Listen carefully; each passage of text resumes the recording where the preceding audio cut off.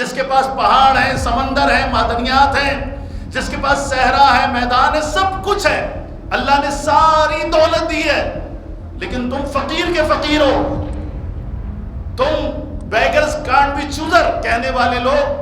انہوں نے 25 کروڑ عوام کو ہماری نسل در نسل غلام بنانے کے علاوہ کچھ کیا ہے؟ ہماری اکانومی، ٹوٹلی اکانومی جو ہے وہ صرف قرضوں کے اوپر چل رہی ہے. کبھی کشکول لے کر آپ سعودیہ کے دروازے پہ جاتے ہیں، کبھی یو اے کے دروازے پہ جاتے ہیں، کبھی امریکہ کے دروازے پہ جاتے ہیں، کبھی کسی کے دروازے پہ جاتے ہیں. اس کے علاوہ آپ کے پاس کچھ ہے؟ کوئی اکانومی ہے؟ کوئی مستقبل ہے؟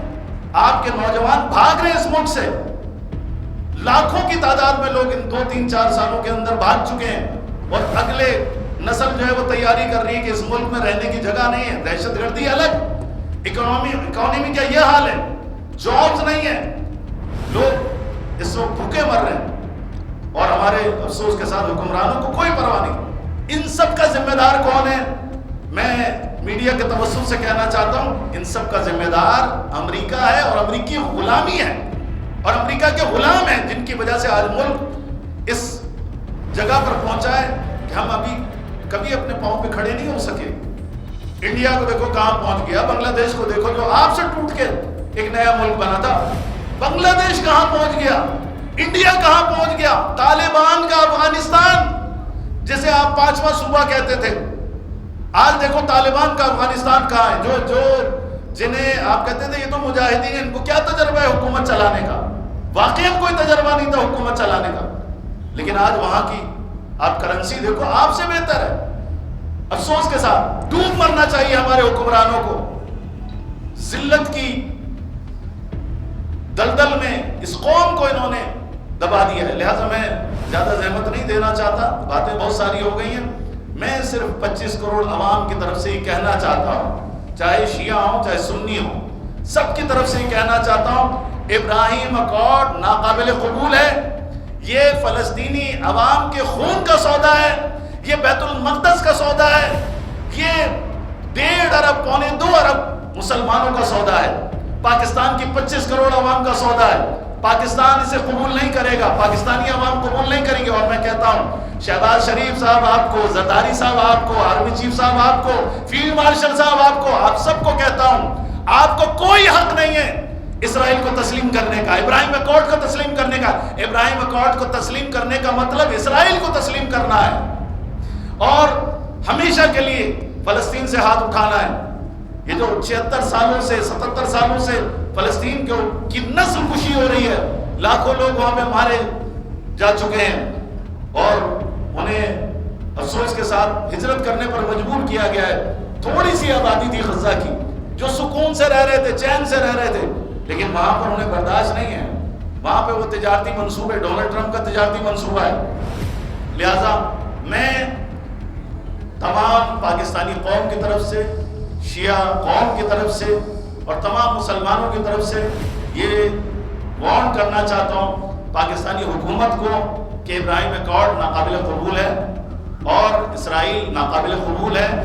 جیسے ہمارے قائد اعظم محمد علی جناح اور علامہ اقبال نے فرمایا تھا، ہم اسے قبول نہیں کریں گے. اور پاکستان کے اندر جو کراچی میں امریکی جھنڈے زمین سے اٹھانے کی جو حرکت شروع ہوئی ہے، امریکہ کا جھنڈا کوئی مقدس نہیں ہے. امریکہ کے جھنڈے پہ کوئی لا الہ الا اللہ نہیں لکھا ہوا، یہ شیطانی جھنڈا ہے. پاکستان کی تباہی کا راز یہی امریکی جھنڈا ہے، امریکی تسلط ہے.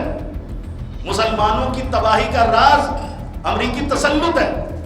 اور ہمیں آنکھیں کھولنی چاہیے. دنیا میں تبدیلی آ رہی ہے، پاور شفٹ ہو رہی ہے، مغرب سے مشرق کی طرف آ رہی ہے. چائنا سے ہاتھ ملاؤ، رشیا سے ہاتھ ملاؤ. بڑی طاقتیں اب یہ ہیں مستقبل کی.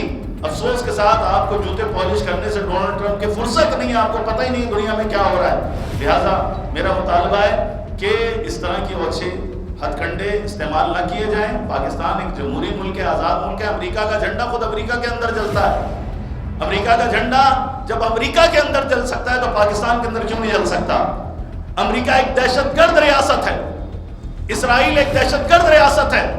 اسرائیل نے جتنی جنایتیں کی ہیں ان سب کا ذمہ دار سر امریکہ ہے اور مسلسل وہ یہ زیادتی کر رہا ہے ایران کے خلاف.